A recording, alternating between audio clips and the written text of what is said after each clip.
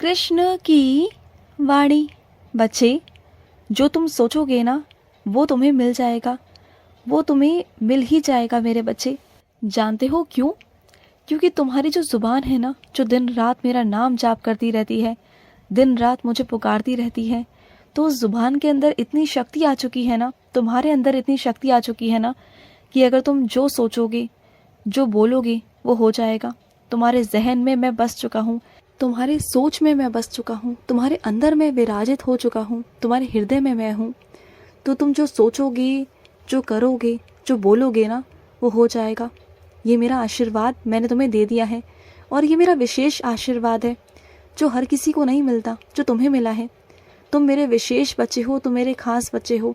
अब तुम इससे अंदाज़ा लगा सकते हो कि तुम मेरे कितने खास हो।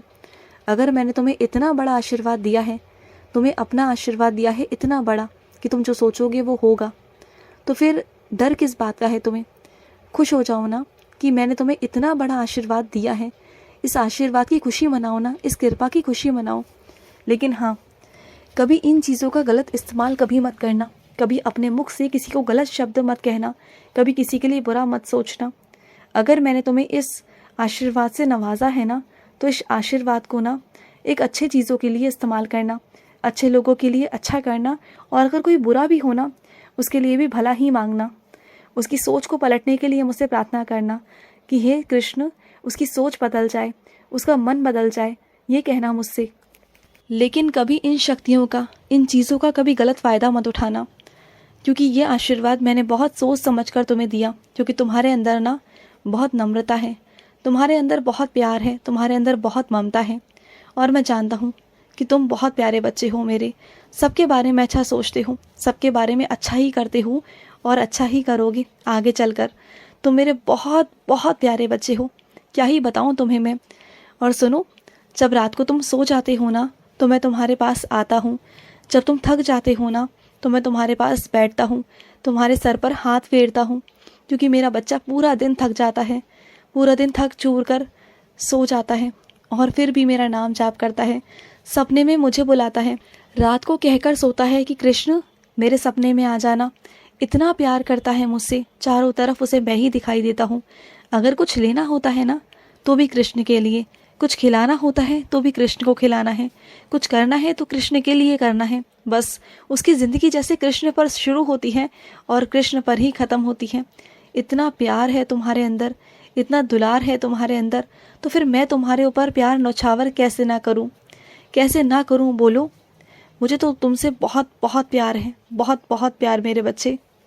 अगर तुमने किसी को कोई चोरी चकारी करते देखा है या कुछ गलत करते देखा है ना, कि उसने वो गलत किया, तो उसे नज़रअंदाज मत करना, और ना ही उसकी शिकायत जाकर किसी और से करना। लेकिन हाँ, तुम्हारा फ़र्ज़ बनता है कि उस इंसान को जाकर ज़रूर ये बात बोलना कि जो तुमने किया वो गलत किया। क्योंकि तुम उसे नीचा नहीं दिखाना, बस इतना कहना कि जो वो कर रहा है वो गलत है। क्योंकि आगे से अगर ऐसा कुछ किया तो तुम उसकी शिकायत कर दोगे।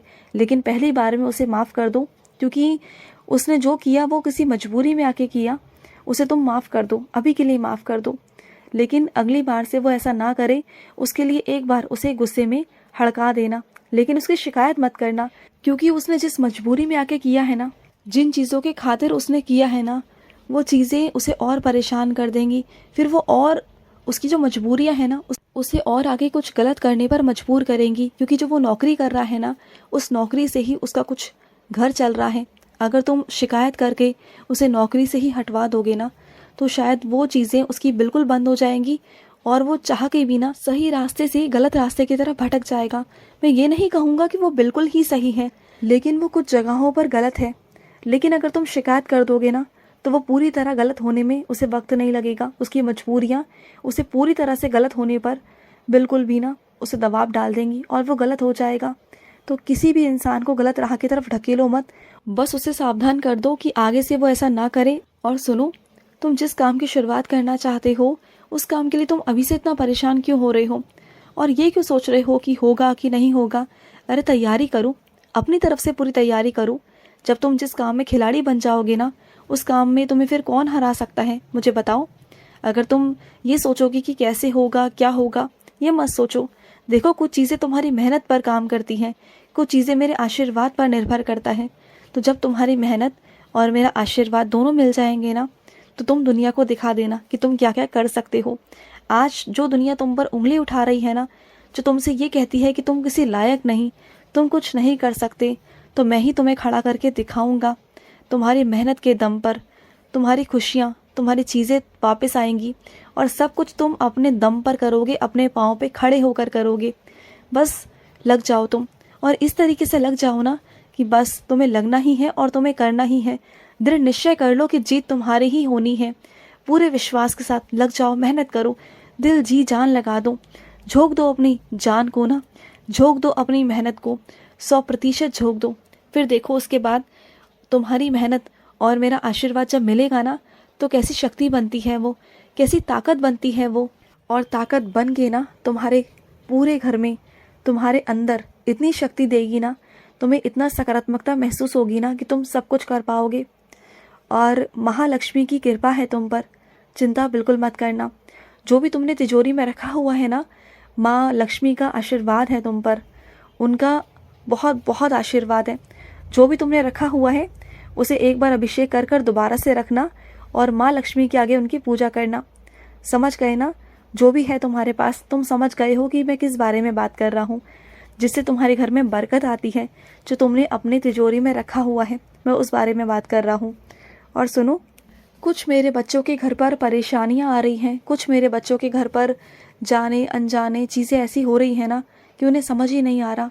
कलेश, परेशानियाँ, बीमारियाँ, पता नहीं क्या क्या हो रही हैं। तो सुनो, इसका कारण पता है क्या है? तुम्हारे घर के बड़े बुजुर्ग, तुम्हारे बड़ वडेरे, या फिर तुम्हारे घर के कुल देवी देवता जो तुमसे नाराज़ हो गए हैं, क्योंकि तुमने काफ़ी समय से ना उनकी पूजा पाठ नहीं किया। उनके नाम पर तुमने कोई दान पुण्य भी नहीं किया, कोई अन्नदान भी नहीं किया, कुछ भी नहीं किया, जो कि तुम हर बार बहुत पहले और तुम्हारे घर के बड़े पहले किया करते थे। लेकिन कुछ चीज़ें तुम्हें पता भी नहीं है और कुछ चीज़ों की जानकारी तुम लेना चाहते भी नहीं थे। सच कहूँ तो तुम्हारा ध्यान ही नहीं गया उस तरफ, क्योंकि तुम अपने ज़िंदगी में बहुत व्यस्त थे। लेकिन अब तुम्हारा ध्यान इसलिए जा रहा है क्योंकि तुम परेशान हो उन चीज़ों से। तो मैं तुम्हें बता देता हूँ कि तुम अपने कुल देवी देवता की पूजा पाठ करवाओ, जैसे मर्जी करवाओ, किसी से पूछो, अपने घर के सगे संबंधी से, अपने घर के बड़े बुजुर्गों से, किसी ना किसी से पूछो और वैसे उसी विधि विधान में पूजा पाठ रखवाओ, जिससे कि सब कुछ तुम्हारे घर में शांति हो सके। तुम्हारे कुल देवी देवता जब तुमसे प्रसन्न हो जाएंगे ना, तो देखना जो भी कुछ घटित हो रहा है ना, वो सब कुछ शांत हो जाएगा। और उनकी जब कृपा रहती है ना, तो सब कुछ अच्छा रहता है। तो तुम समय रहते उनकी पूजा पाठ करवा लो, जैसे भी जो भी विधि विधान है, जो भी रस्म रिवाज है उसके अनुसार। तो पूछो और पूजा पाठ करवा लेना। और आगे चल कर भी कभी छोड़ना मत। समय समय रहते, जो भी समय आए, जो भी वक्त आए, जैसा भी वक्त हो, जो भी समय हो, समय रहते तुम उनकी पूजा पाठ करवाते रहा करना। कभी वो छोड़ना मत, करते रहना, क्योंकि इससे तुम्हारा ही फ़ायदा है, तुम्हारे घर पर ही लाभ होगा, तुम्हारे घर पर ही आशीर्वाद मिलेगा। तो करते रहना।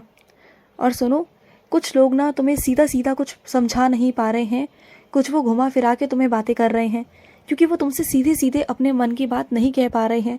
तुम ही समझ लो ना उनके इशारे को।